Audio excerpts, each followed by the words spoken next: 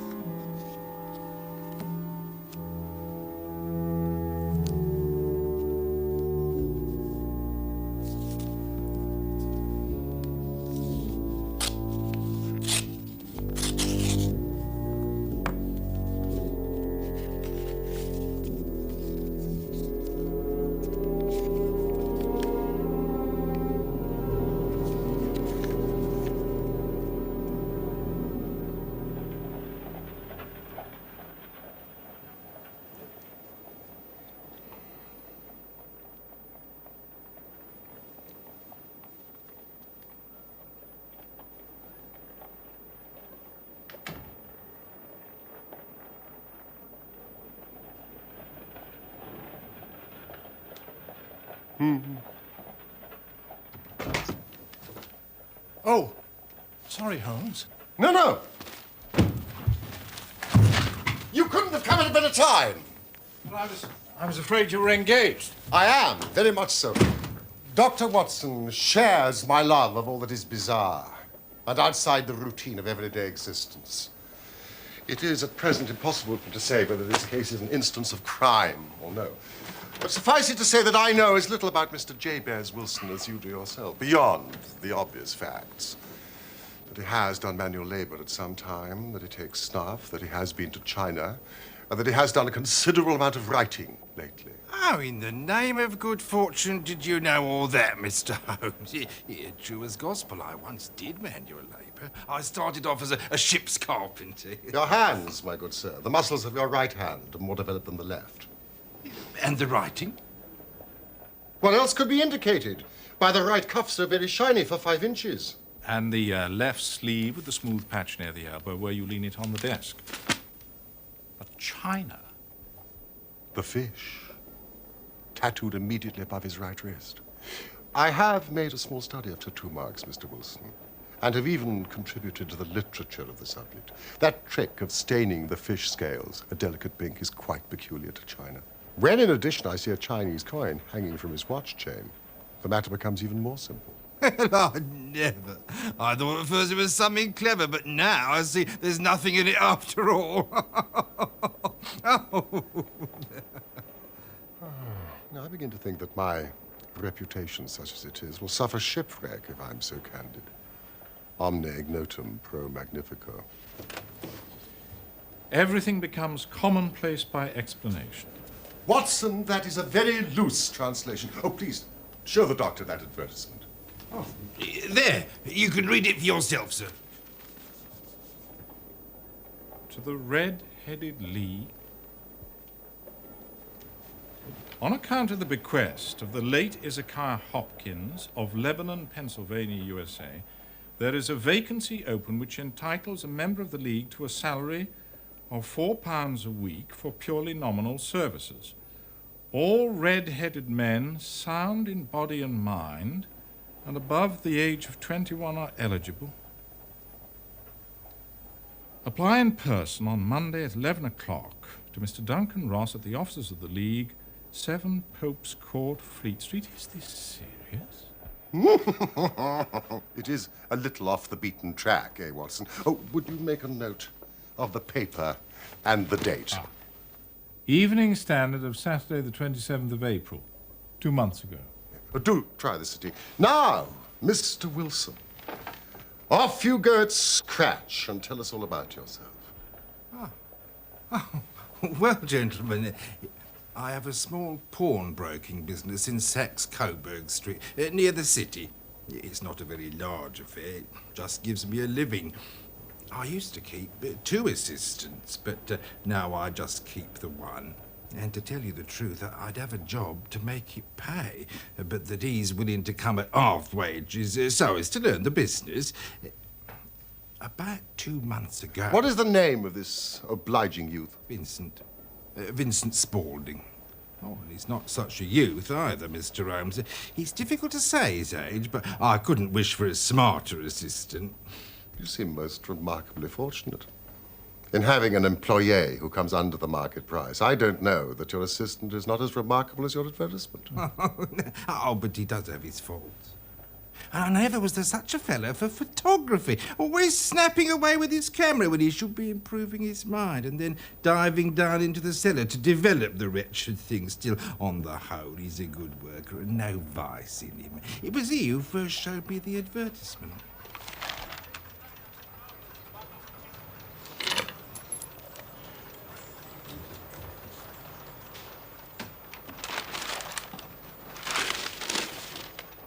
I wish to the Lord I was a red-headed man, Mr. Wilson. Why's that? Well, there's another vacancy in the League of Red-Headed Men. I've never heard of it. Well, I'd wonder at that. You being so eligible yourself. Nice money, too. A couple of $100 a year. And the work's slight. There'd be thousands of red-headed men applying. Oh, well, I doubt that, sir. What, not with such a fine, fiery colour as you are blessed with, Mr. Wilson? But then I suppose it's hardly worth your while to put yourself out of the way for the sake of a few £100.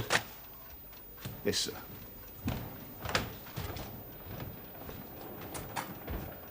Well, I'm very much of a stay-at-home sort of person. Sometimes weeks on end without putting my foot over the doormat.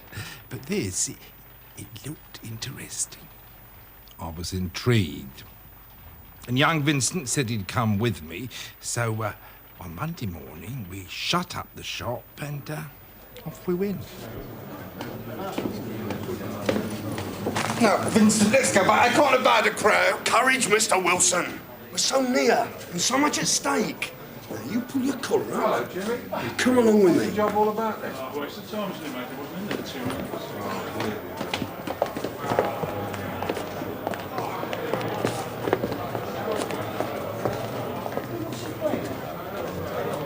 It's 8 o'clock this morning, mate. Oi! Oi! Oi! A little less noise, please, gentlemen. Hey, Governor, play the white man. Here, what's your game?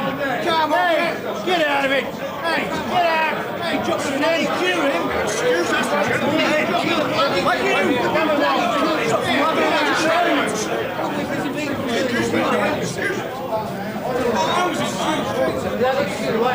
Right, off you go. You're next. Get in. Wait, where are you going? Straight this way out. Come on. This is Mr. Wilson. Right, in you go, Mr. Wilson. Hey, good luck, sir.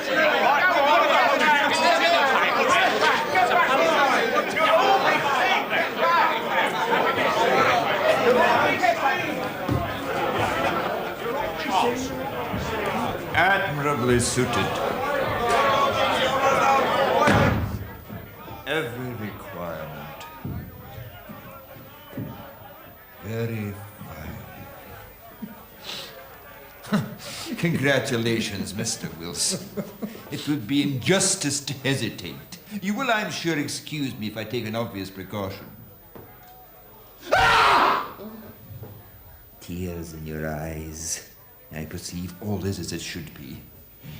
We have to be careful. Twice deceived by wigs, once by paint. I could tell you tales of cobbler's wax that would disgust you with human nature. My name is Duncan Ross. I am myself a pensioner upon the fund left by a noble benefactor. I see you're about to question me about Mr. Ezekiah Hopkins. He was himself red-headed. In his youth, he left London for America, where he made many millions of dollars. On his death, it was found, he had instructed the trustees in his will to make life a little easier for the red-headed men in the town of his birth. Wonderful colouring. Now, what's your full name, Mr. Wilson? Jabez Wilson. Jabez Wilson. And are you a married man, Mr. Wilson? Do you have a family? No, I'm a widower. No, I never had any family. Oh, dear. Sad to hear you say that. The fund, of course, was for the propagation and spread of red-headed men, as well as for their maintenance. In another case, the objection might be fatal. However, I think we've got to stretch a point in favor of a man with such a head of hair as yours.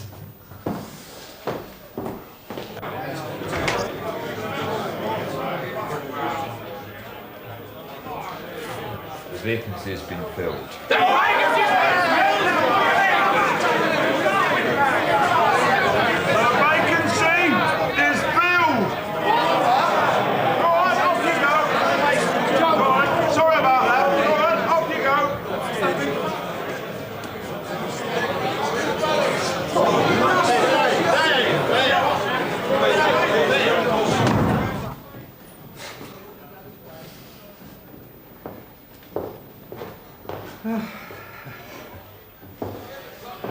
Now, when would you be free to start upon your new duties? Oh, well, it is rather awkward, as I do have a business already. What would be the hours? 10 till 2. Well, the mornings are quiet. Now, I do have an assistant. Yes, that would suit me very well. And the money mentioned, £4 a week. Correct. And the work? Purely nominal. Yes, well, what do you call purely nominal? Well, you have to stay in the office, or at least in the building the whole time. If you leave, you forfeit your whole position forever. The will is quite clear on that point. Oh, I shouldn't dream of leaving. No excuse will avail, neither sickness, business, nor anything else. Here you will remain, or else lose your billet. Oh, no, I am quite clear on that point, but what exactly is the work? It is to copy out the Encyclopedia Britannica. There is the first volume. You will supply the ink, paper, and pen. We will supply this desk and chair. Now, would you be free to start next Monday morning? Oh, yes, certainly. Then, once again, my congratulations, Mr. Jabez Wilson, on the most important position you've been fortunate enough to gain.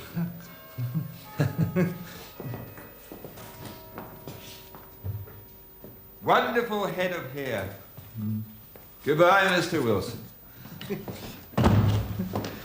Well done, Mr. Wilson. Well done indeed. This is the quickest way out, sir. Oh, this way. Congratulations.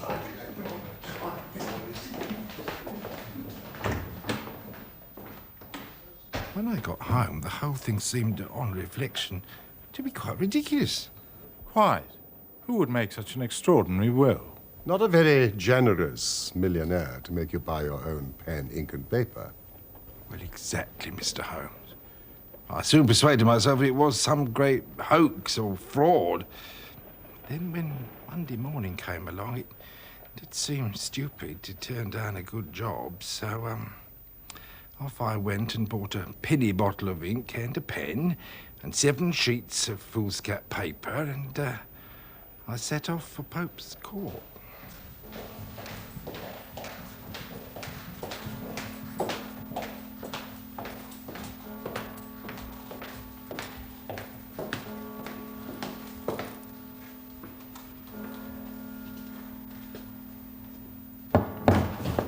Good morning, Mr. Wilson, and welcome on this tour of air. Well, to my surprise and delight, everything was as right as possible. The table was set out ready for me, and Mr. Duncan Ross was there to see I got fairly to work. My employment had truly begun.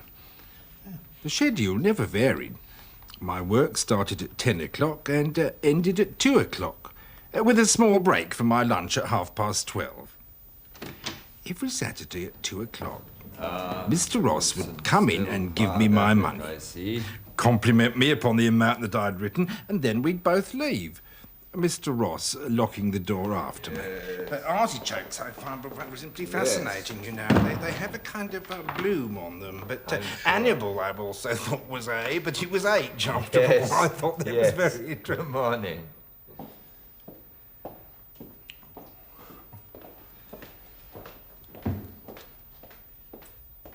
Oh, the work was very interesting. Abacus, abbey, architecture, Acts of the Apostles, adulteration, anatomy, apes, aqueducts. After 8 weeks, I'd fairly dealt with the letter A and was hoping with diligence to get on to B, when suddenly this morning the whole business came to an end. I went to my work as usual, but the door was shut and locked with a little square of cardboard hammered onto the middle panel.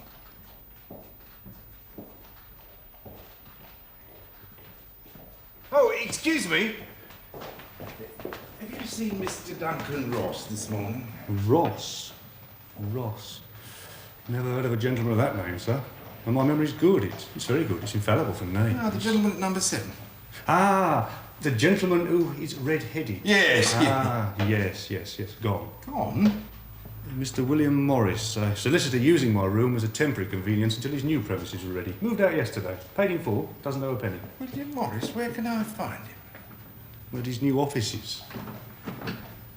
William Morris, 17 King Edward Street. Near St. Paul's. Oh, thank you.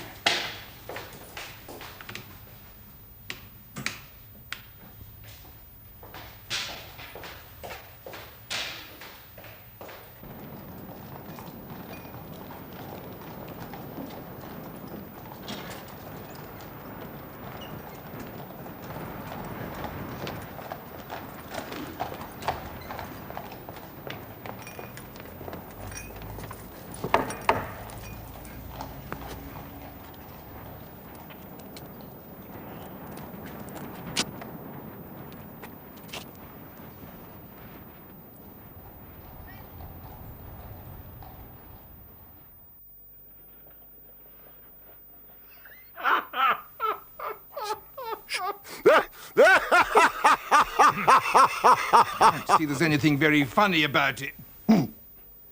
If all you can do is laugh at me, well, I can go elsewhere. No, Mr. Wilson, please, please sit down. I wouldn't miss this case for the world.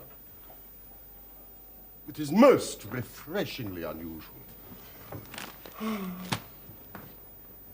I was so incensed at the fraudulent deceit that I came straight to you, sir. Having heard of your great reputation for helping poor people in distress. Oh, Mr. Wilson, forgive me. You know, Mr. Wilson, I really don't think that you've got any great grievance against this extraordinary league. On the contrary, you've been very well paid, to say nothing of the detailed knowledge which you've acquired on every subject under the letter A. Yes, but what's the object of them playing this prank on me? That's what I want to know. This assistant of yours, how long has he been with you? Well, about 3 months. How did he come? Well, he answered to an advertisement. Was he the only applicant? No, I had 12 others. Why did you pick him? Well, he was handy and would come cheap. At half wages, in fact. Yes.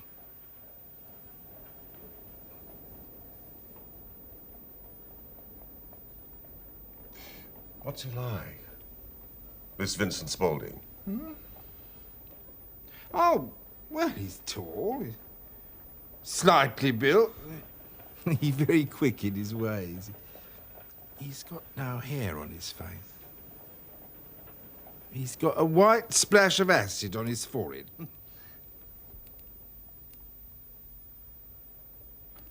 Have you ever observed whether his ears have been pierced for earrings? Yes. Yeah, he told me a gypsy had done it for him when he was a lad. Yes. He is still with you? Yes. Yeah, I would have just left him. Mr. Wilson. You will be at your shop if I should need you. Well, I had thought of shutting up shop at dinner time today because Vincent had suggested I spend the rest of the weekend with my sister in Barking. This whole business has upset my nerves very much. Well, you enjoy a restful weekend in Bath. Today is Saturday. By Monday, we should have a conclusion for you. In the matter of your fee. Don't worry about that. I believe it will be paid for by another.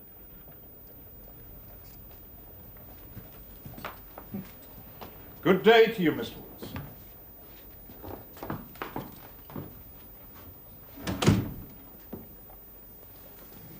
What do you make of it all, Watson? I make nothing of it. It's a most mysterious business. And yet there are graver issues hanging from this affair than at first sight appear.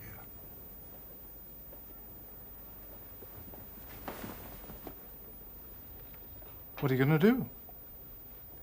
To smoke. It is quite a three-pipe problem, and I beg that you won't speak to me for 50 minutes.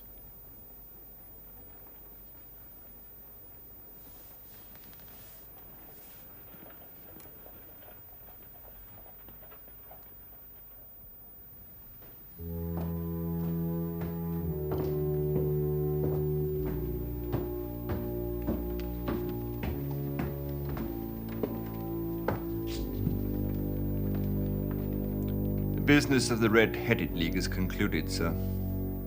Satisfactorily, I trust. Most satisfactorily, Professor. I am pleased to report. Good.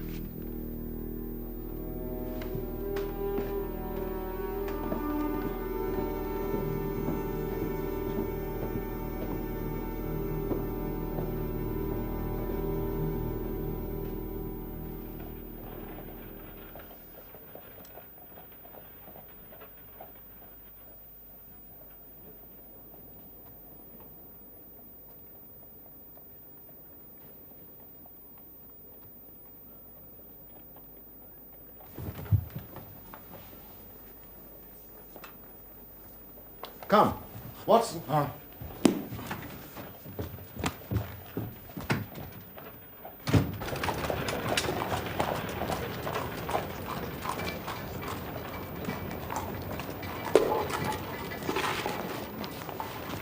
Excuse me.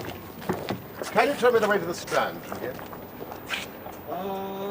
Third right, fourth left. Thank you.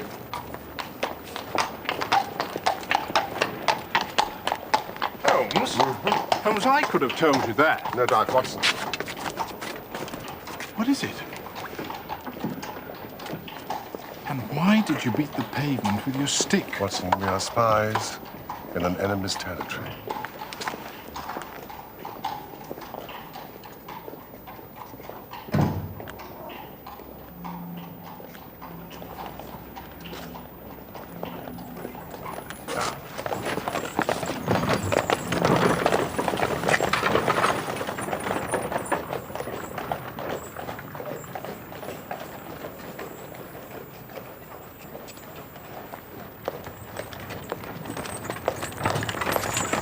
Hobby of mine to have an exact knowledge of London. Now, there is Mortimer's, the tobacconist. The little newspaper shop? Mm-hmm. Coburg branch, the City and Suburban Bank. McFarlane's carriage building depot. And the vegetarian restaurant around the corner. Watson, commit to memory. It is just possible that we're being observed.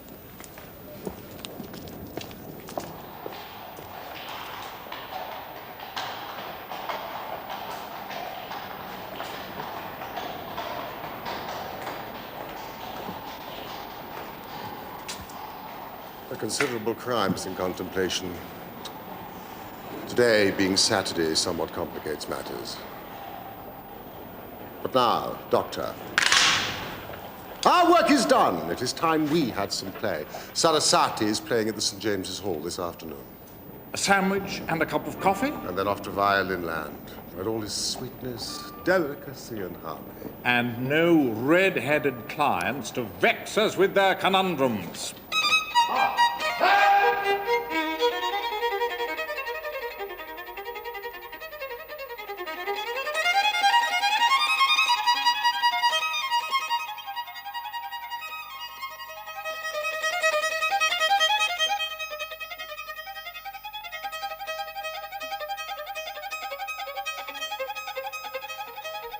All the afternoon, he sat in the stalls, wrapped in the most perfect happiness, while his gently smiling face and his languid, dreamy eyes were as unlike those of Holmes the sleuth hound as it was possible to conceive.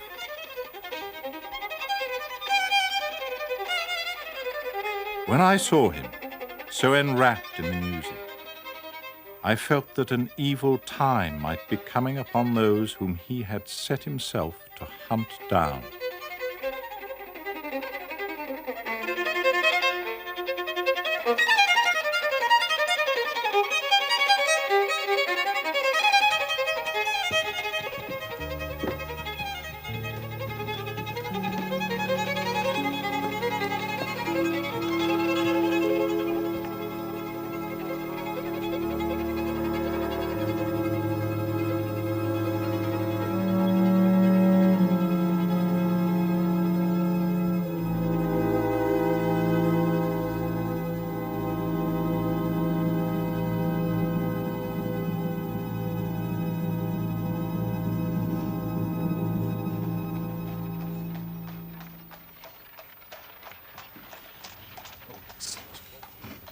Excellent, Watson. You have a future as a cartographer.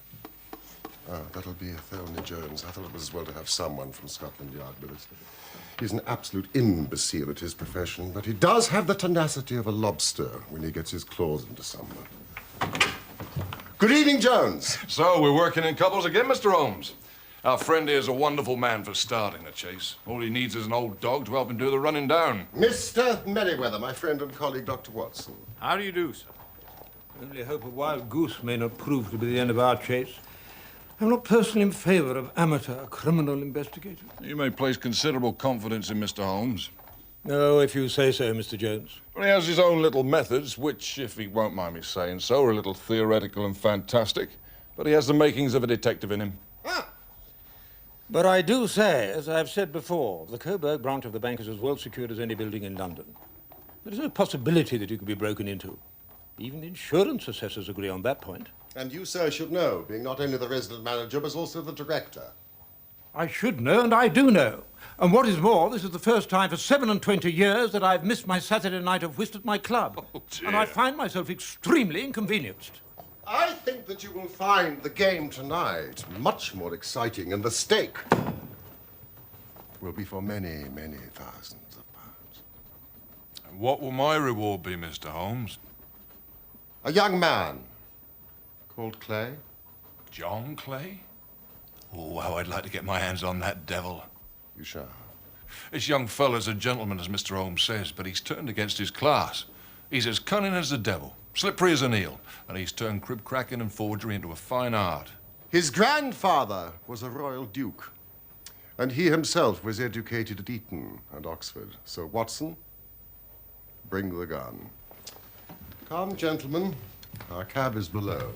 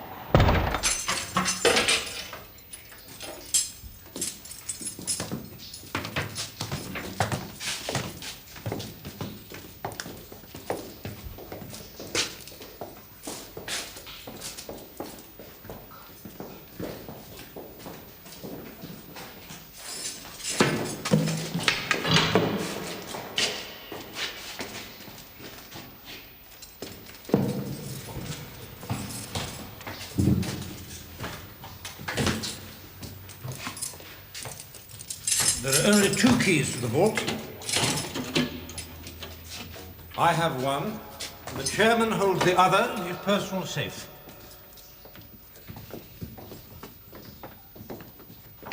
Well, you are certainly not vulnerable from above. Nor from below. Mr. Merriweather, may I ask you to be a little more quiet?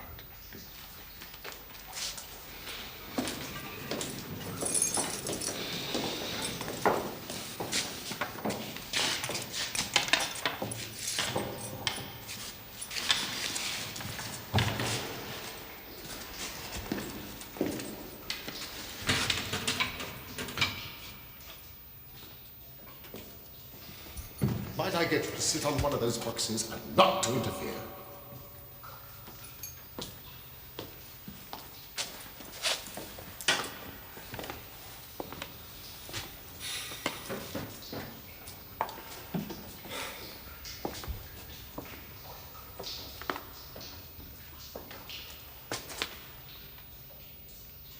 There is no way in which a thief could break into this bank.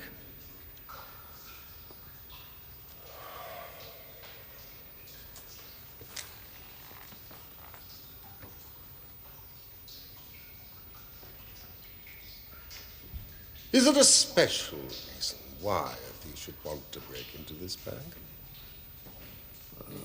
Nothing particularly. Something in the past few months? Something that you have concealed from us? The information I have is confidential, known only to the directors of the bank. It is not to be divulged to members of the public, not even amateur detectives. Private consulting detective, Mr. Merriweather. Unique in the annals of crime, I believe. Isn't that so, Inspector? Yes, Doctor. I advise you to cooperate with Mr. Holmes. Especially as at this moment I am trying to save your skin and that of your fellow directors. So what is it? Our French gold. We had occasion some months ago to strengthen our resources and borrowed for that purpose 60,000 Napoleons from the Bank of France. Therefore, our reserve of bullion is much larger than is usual in such a branch of the bank. Where is this gold? The crates upon which Dr. Watson sits contain 30,000 Napoleons wrapped between layers of lead foil. May we see it?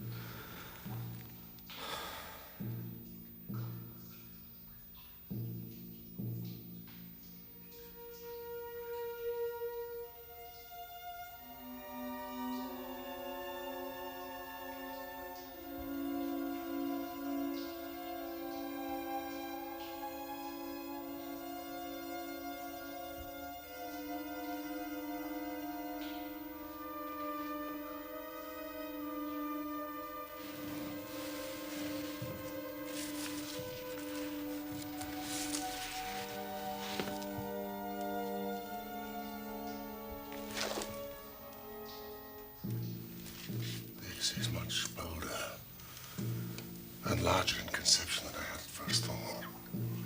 Wouldn't you say, Jones? I would indeed. This Clay's more of an amateur adventurer or spur-of-the-moment criminal. This long planning's not Clay's style at all, sir. Not at all. Unless the pawn of a much larger game.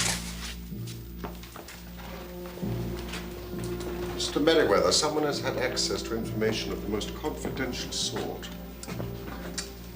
Careful plans have been laid. A mastermind has been at work.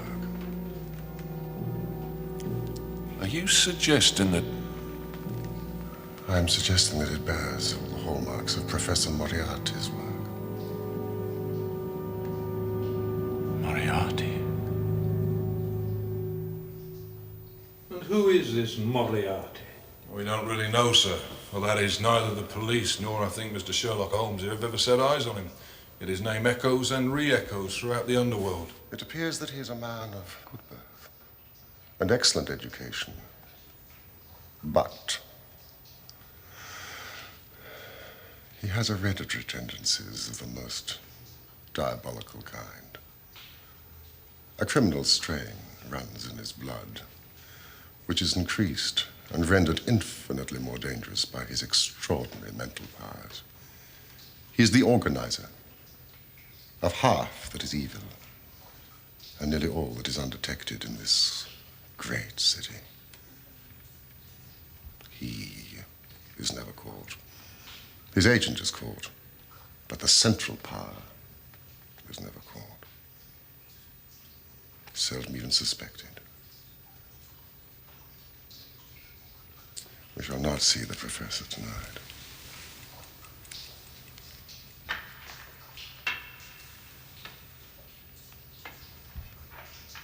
The only way for tonight's enemy to escape is through the pawnbrokers. There's already an inspector and a constable at the doors. We have only a few moments before this position.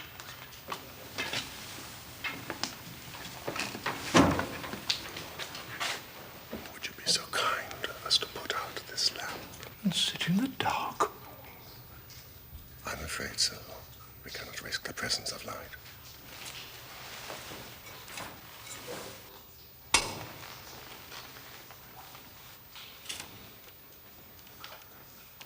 When I shine a light, close in swiftly. If they fire, I have no compunction about shooting them down.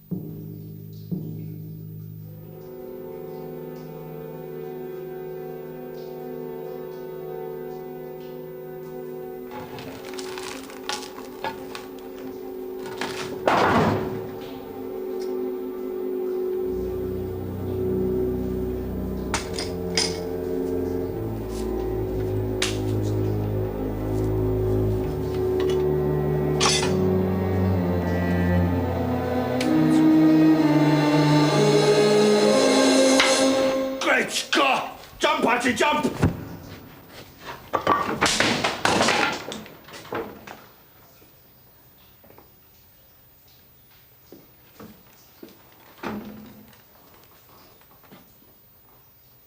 It's no good, John Clay.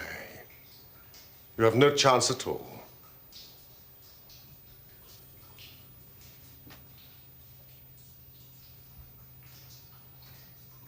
So I see. Though I fancy my pal is all right. At this moment, he is running into the welcoming arms of the police. You seem to have done the thing very completely. I must compliment you. And I you. I'm Sherlock Holmes, a private investigator. I didn't for a moment suspect you of being a policeman, Mr. Holmes. Come on, hold out while I fit the derbies. I beg you to take your filthy hands off me. You may not be aware that I have royal blood in my veins. And be so kind as to say sir and please when you address me. All right. Would you please, sir, mind marching upstairs where we'll get a cab to transport your highness to the police station? That's better.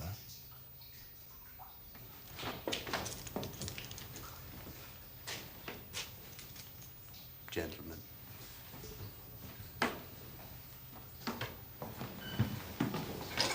Oh, one question, Mr. Clay. Am I right in thinking that Professor Moriarty was somewhere behind the idea of the Red-Headed League? I suggest you keep that name off your lips, Mr. Holmes, if you value your future well-being.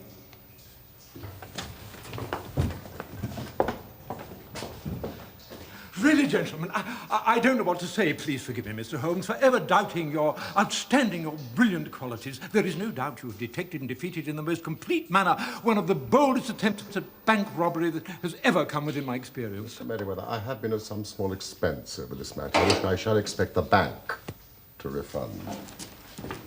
Of course. Of course.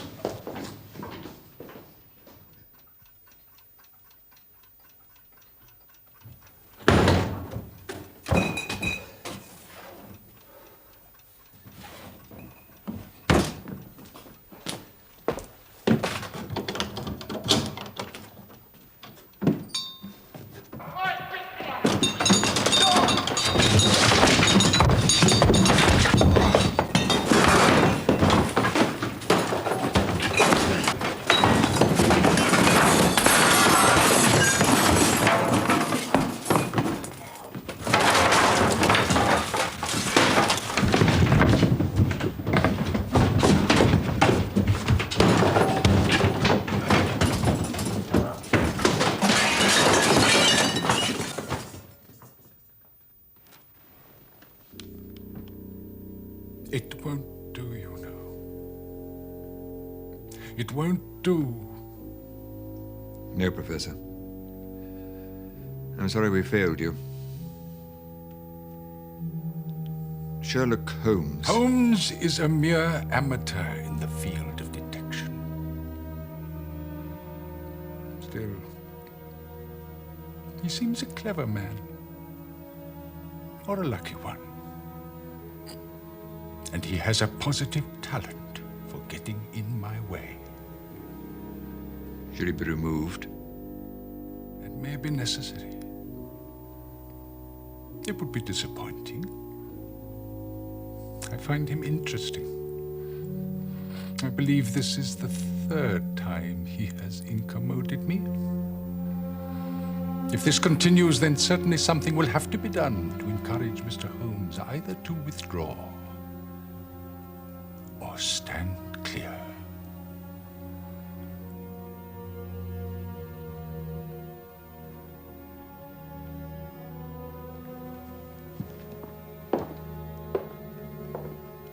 Thank you.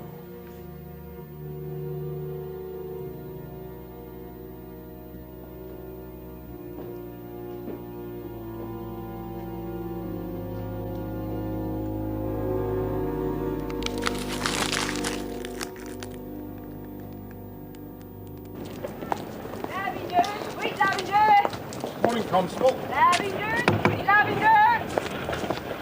Lavender, sweet lavender. Beg your pardon, Dr. Watson. This has all been too much for me. My clients respect me as a man of confidence, but where's the confidence left here? I'm utterly ruined. Oh, cheer up, Mr. Wilson. You'll feel better when you've cleared up the mess. Well, that's all very well. And Mr. Holmes asked me to give you this. 50 sovereigns, with the compliments of the City and Suburban Bank. Well, that's fair enough. Oh, Dr. Watson, this is more than acceptable. And my compliments to Mr. Sherlock Holmes. And he sends the same to you, Mr. Wilson. And a word of advice. Next time you engage an assistant, pay him the proper wage. Good day to you.